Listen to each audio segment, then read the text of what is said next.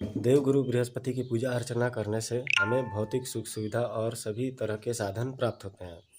ओम brim Brihaspati नमः इनका मंत्र होता है। अगर सही ढंग से पवित्र भाव से अगर मंत्रोच्चारण किया जाए तो अमेजिंग इसके इफेक्ट दिखते हैं। जैसे केरल का मंदिर देख लीजिए, पद्मनाभ स्वामी मंदिर देख लीजिए या तिरुपति बालाजी का मंदिर देख लीजिए, ये सभी आस्था और विश्वास का केंद्र सैकड़ों सालों से बने हुए हैं। तो इस प्रकार अगर हम भगवान विष्णु की आराधना करना चाहते हैं या श्री हरि नारायण की अगर आराधना करना चाहते हैं तो मन में भाव भक्ति विश्वास के साथ साथ ये भी कल्पना रहनी चाहिए। इस समय तो नवरात्र का समय चल रहा है, ये अत्यंत ही शुभ दिन है।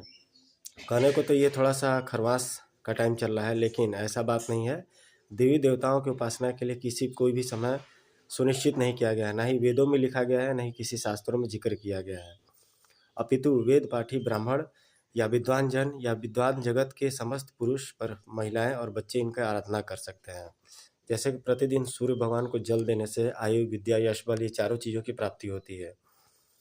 अगर विद्यार्थियों का मन पढ़ाई लिखाई में नहीं लग रहा हो तो के ओम ऐं सरस्वत्याय नमः मंत्र का जाप कर सकते हैं। ये सरस्वती जी का मूल मंत्र है और इससे हम अपने जीवन में बहुत सारी चीज़ों को प्राप्त कर सकते हैं। दैनिक जीवन में बहुत सारी कष्ट और परेशानियाँ आती हैं जो उनकी साधना से और तपश्चर्या से संभव हो सकता है। विभिन्न प्रकार के मंत्र हैं। जब एक बार एक मकर यानी कि मगरमच्छ तालाब में फंस गया था तो उसने आर्तनाद स्वर में भगवान विष्णु की आराधना की थी। बहुत देर तक आर्तनाद स्वर में भगवान विष्णु की आराधना की थी, जिससे कि आकर के भगवान विष्णु स्वयं प्रकट हुए और उस हाथी का जीवन बचाए थे, प्राण बचाए थे। तो इससे ये पता चलता है कि भगवान अपने भक्तों के लिए कितने निश्चल और मासूम प्रेम उनका रहता है।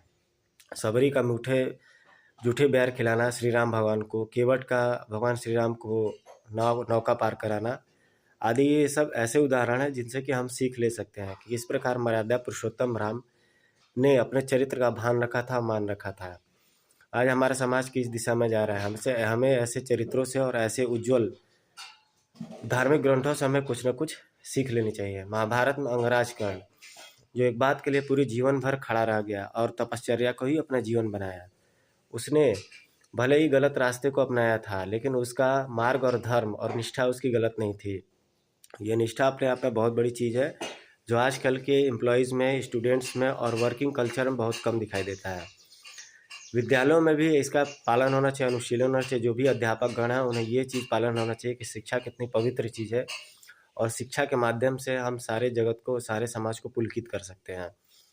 ये जो नौनिहाल है इन्हें सबसे ज़्यादा संस्कार की ज़रूरत है, क्योंकि संस्कार